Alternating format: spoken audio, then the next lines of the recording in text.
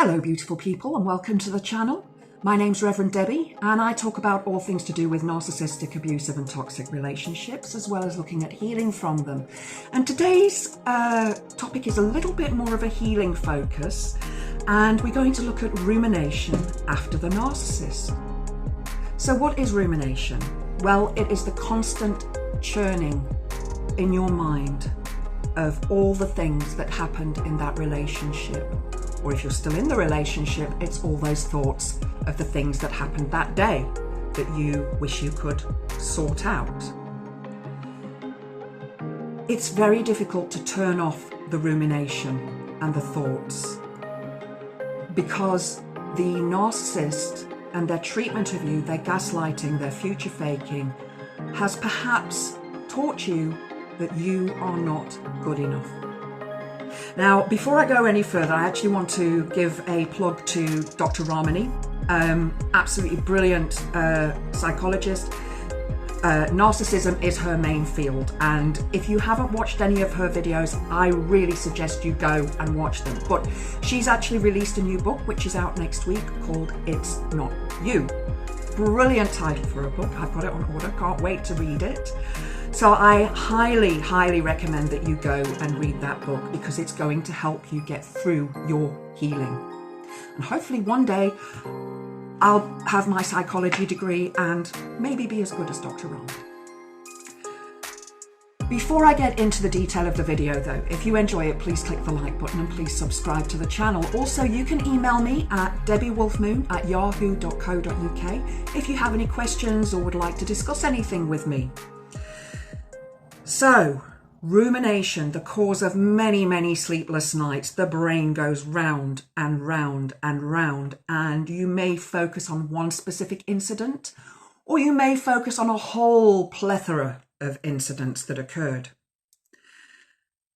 And this rumination happens not just after a narcissistic or during a narcissistic relationship. It can happen with friends, with colleagues, and many different situations. Say, for example, you've had an argument or a disagreement with a friend, and later on you think, oh, I could have handled it this way. I could have said this. I could have done that. Yeah. And these things keep us up at night. They really, my brain struggles to turn off. It really, really does. And I'm a sensitive person, and I constantly berate myself and bring down myself. And you may do too. I don't know if you do, obviously, but if you do, pop a comment below. I'd love to hear from you. But it's all about ignoring those horrible, nasty things that the narcissist said or did to you, whether it's a friend or a work colleague or even an ex-lover or even a current lover. For me, rumination has been the hardest thing to heal from. I'm still healing from it. I still ruminate on a daily basis, and I try and keep myself busy with many different things. And probably one of the reasons that I started studying psychology was to heal myself. Excuse me. But what do you do with these thoughts that keep rolling through your mind? Write them down. Journal them. Don't even think about putting them into any sort of order. Just write them down. That's all you need to do at this stage, is write. And then read it back a bit later on, maybe the next day or a week later. And also make a list of all the nasty, horrible, disgusting things that the narcissist did to you in that relationship, whether it was gaslighting, whether it was physical or sexual abuse, whatever abuse you suffered in that relationship, write it down on this list. Because what we tend to do over time is look back with those rose-tinted glasses at those wonderful days that we had at the beginning of the relationship during the love bombing phase. And we ask ourselves, but they loved me, they sent me flowers, they bought me beautiful gifts, they told me they loved me, they asked me to marry them, they did this for me, they did that for me, and all of a sudden, I'm left, I'm bereft, they've gone. And they've told me some horrible things as to why they've left. So, as I say, a lot of your focus is going to be on if I'd have done that, if I'd have done this, you know, what if I'd have said that? It's not going to make any difference, and it wouldn't have made any difference at the time because the narcissist would still have gaslighted you. That is what they do. That is part of their supply.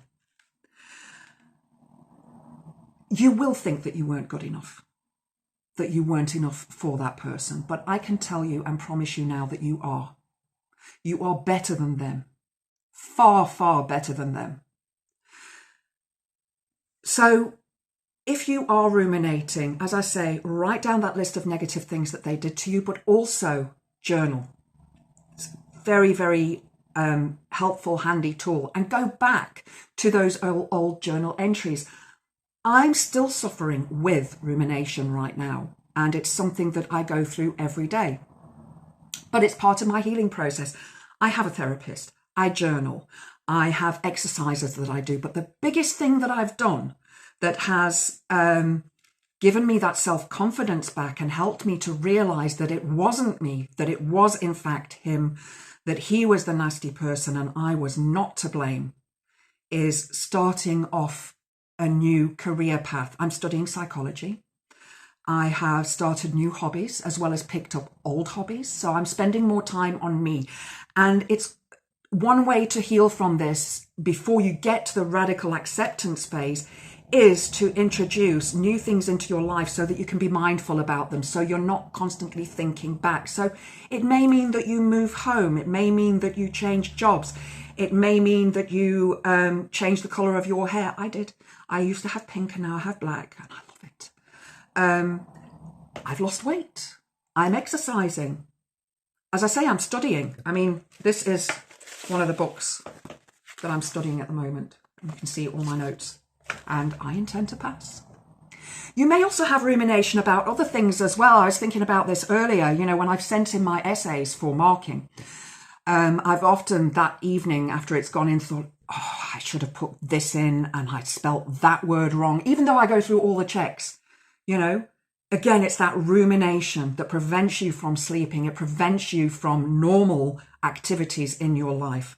One of the best things that you can do is therapy, but also if you can't afford a therapist, and I know I couldn't, I was lucky that my mom decided to pay for my therapy, and I'm so grateful to her for that, because I don't think that I would be doing these videos now, and I definitely wouldn't be studying psychology now if I hadn't started seeing my therapist. But if you can, find a friend who you can talk to, somebody who can just go bleh to and just get rid of all of that stuff. You don't need answers from them. You don't need them to respond to you. You just need to get that stuff out. Your focus over time will eventually come back to you. You will start to radically accept that they were wrong, they were nasty, you didn't deserve that, and it wasn't your fault. As I say, those racing, ruminating thoughts will eventually fade. So give yourself time, give yourself credit. You're going through something that is one of the most difficult things to go through in life. Hope you've enjoyed the video. If you have, please click the like button. Please subscribe to the channel. Hope to see you next time. Blessed be.